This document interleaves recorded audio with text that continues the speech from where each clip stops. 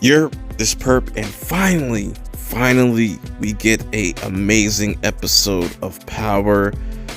This is Power Season 6, Episode 13. And be warned, if you haven't seen this episode yet, I will be talking about spoilers. So if you haven't seen this episode, please wait until you watch it and then come back.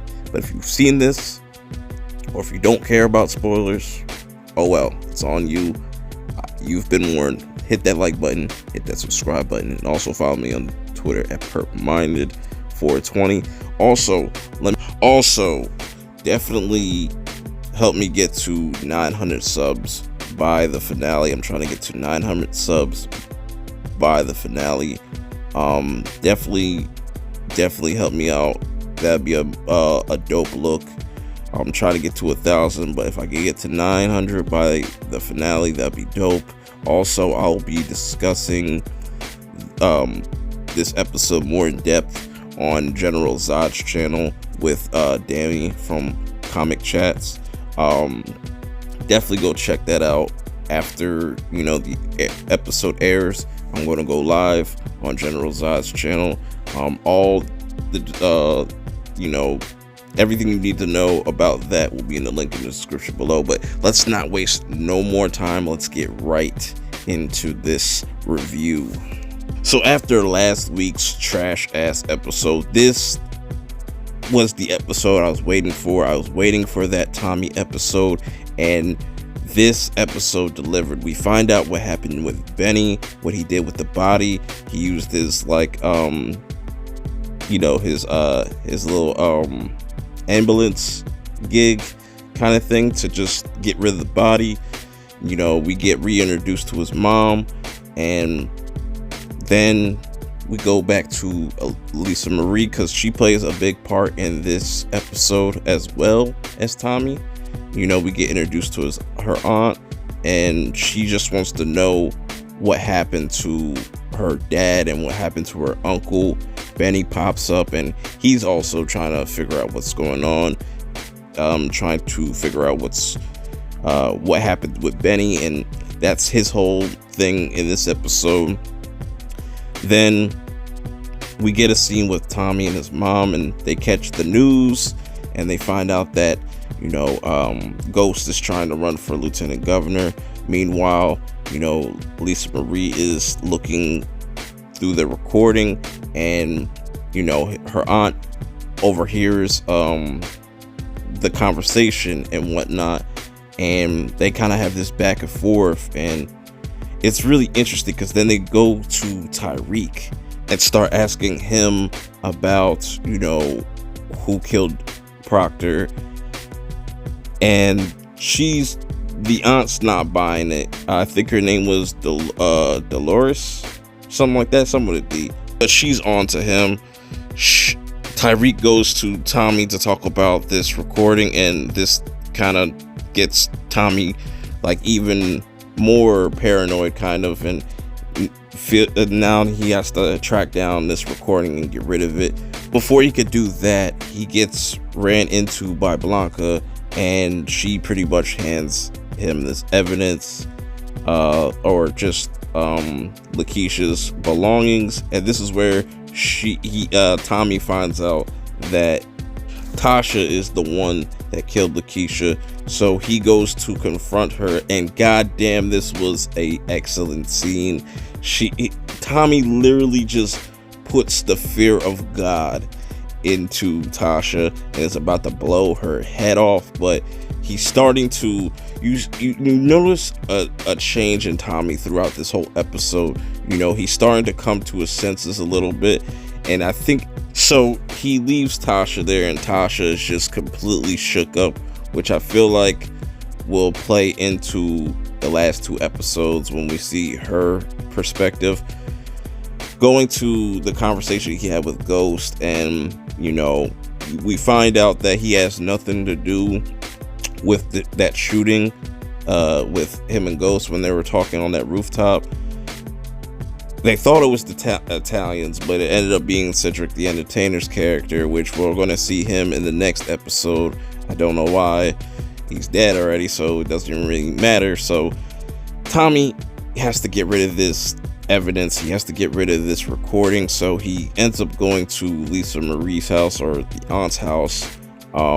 He thinks no one's there, but he runs into Lisa Marie looking for the recording, takes Lisa Marie with him, and just leaves Lisa Marie with Tommy's mom.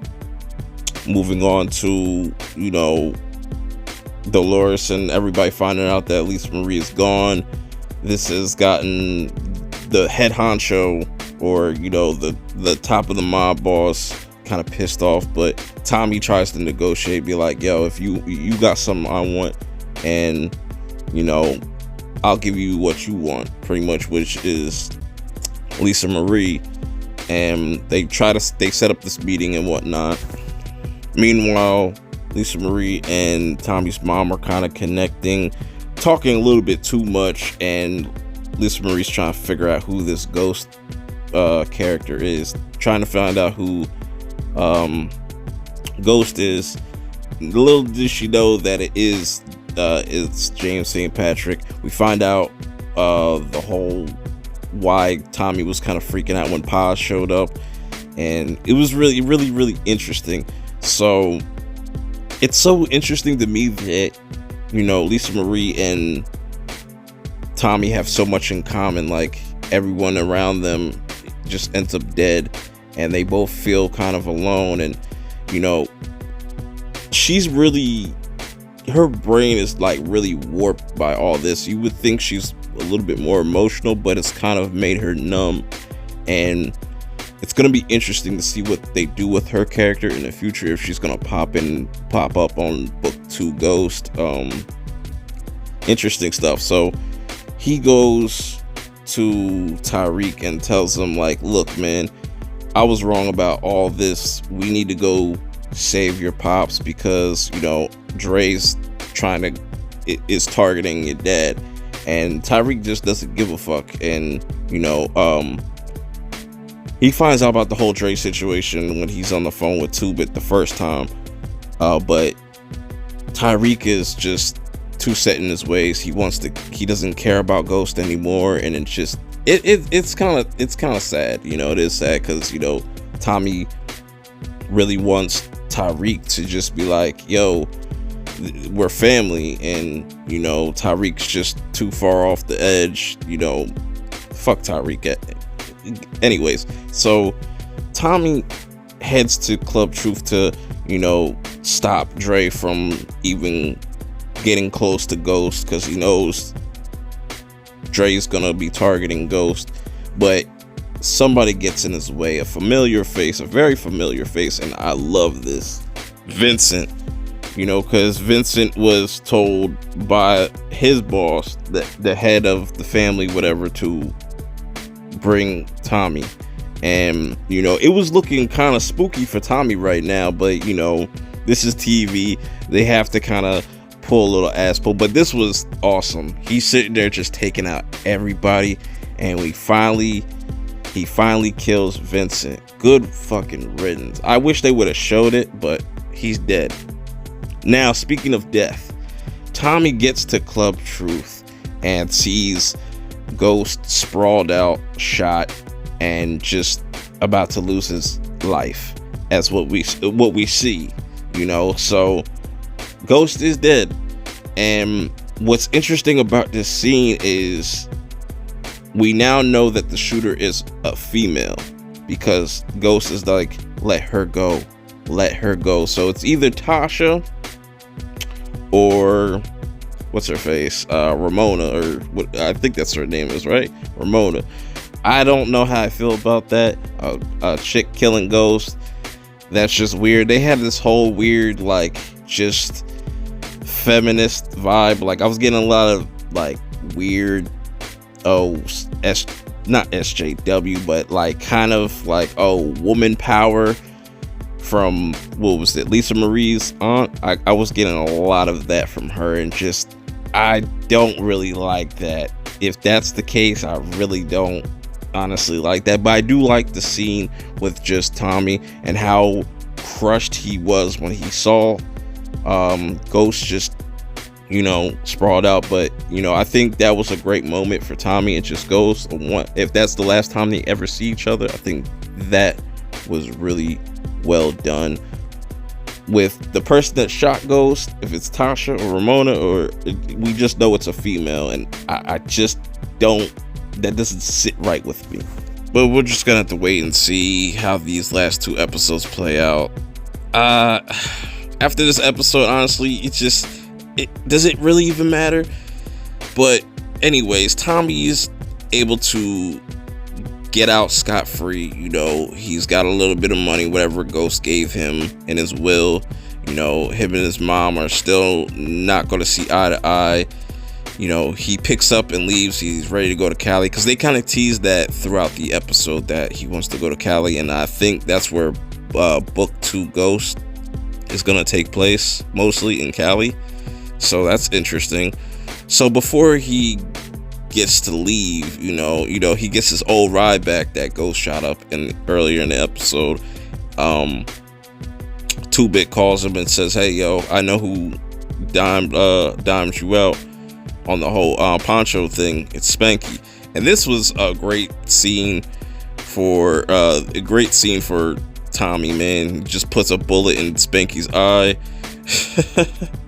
But yeah, that's all I got for you guys today. Hopefully, I got through everything. I'm gonna talk, like I said, tonight on General Zod's channel. Gonna be discussing it more in depth. So stay tuned. 10 p.m. Eastern Standard Time. Till the next time, I will check y'all later. Peace. The problem is that people live for other people. That's why it's anti-dogma, because it's like people live their life according to what someone else should say. But yeah, I had to just lock in. A lot of people don't want to work. They want point B. You know what I'm saying? They don't understand though that it's like, yo, you really gotta do all this though to get there. Are you down for that, or you just want to be on the jet?